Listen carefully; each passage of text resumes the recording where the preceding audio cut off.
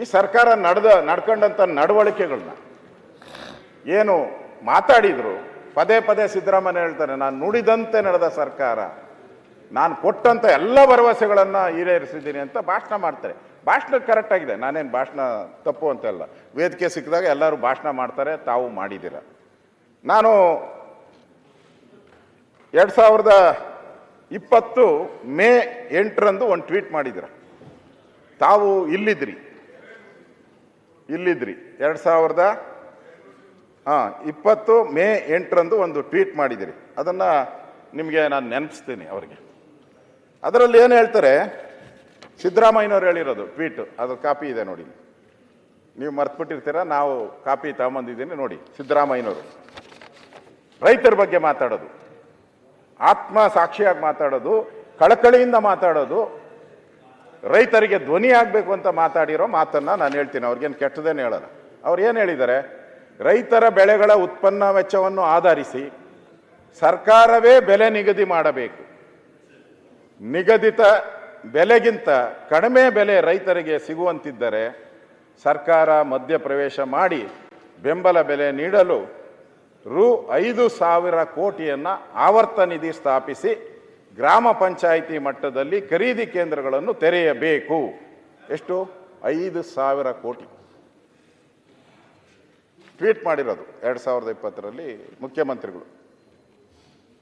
ನಾನು ಹೇಳಿರೋದಲ್ಲ ಇದು, ಅವರು ಟ್ವೀಟ್ ಮಾಡಿದ್ದಾರೆ.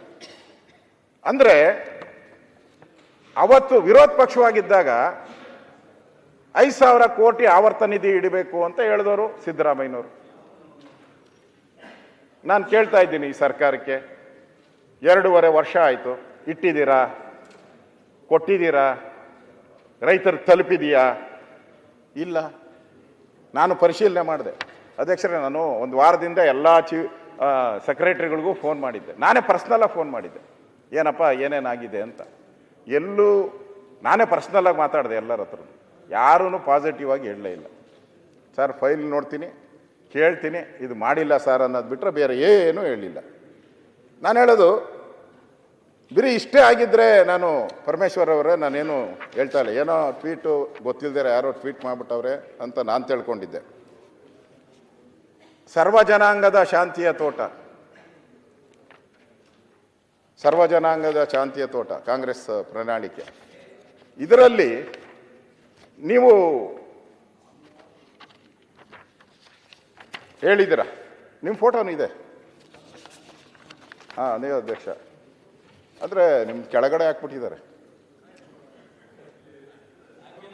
ಹಾಕಿದ್ದಾರೆ 3 ಡೆಪ್ಟಿ CM ಅಂತ ಹಾಕಿದ್ದಾರೆ ಅಲ್ಲಿ ನೋಡಿ, 3 ಡೆಪ್ಟಿ CMs ಅಂತ ಹಾಕಿದ್ದಾರೆ. ಅದರಲ್ಲಿ ಕೆಳಗಡೆ ಬಂದ್ಬಿಟ್ಟಿದೆ ನಿಮ್ಮದು. ಅದರಲ್ಲಿ ಹೇಳಿರೋ ಅಂಥದ್ದು, ಪ್ರಕೃತಿ ವಿಕೋಪ ನಿಧಿ ಸಂಭವಿಸಿದಾಗ ತಕ್ಷಣ ಪರಿಹಾರಕ್ಕಾಗಿ 5,000 ಕೋಟಿ ಮೂಲ ನಿಧಿಯೊಂದಿಗೆ ಶಾಶ್ವತ ನಿಧಿಯನ್ನು ಸ್ಥಾಪನೆ ಮಾಡ್ತೀನಿ ಅಂತ ನೀವು ಹೇಳಿದ್ದೀರ. ಟ್ವೀಟು 2020ರಲ್ಲಿ ಟ್ವೀಟ್ ಮಾಡಿದ್ದೀರ. ನಿಮ್ಮ ಚುನಾವಣಾ ಪ್ರಣಾಳಿಕೆಯಲ್ಲಿ ಸರ್ವಜನಾಂಗದ ಶಾಂತಿಯ ತೋಟದಲ್ಲಿ ಈ ಕ್ರಾಂತಿಯ ಮಾತುಗಳನ್ನು ಆಡಿದರು.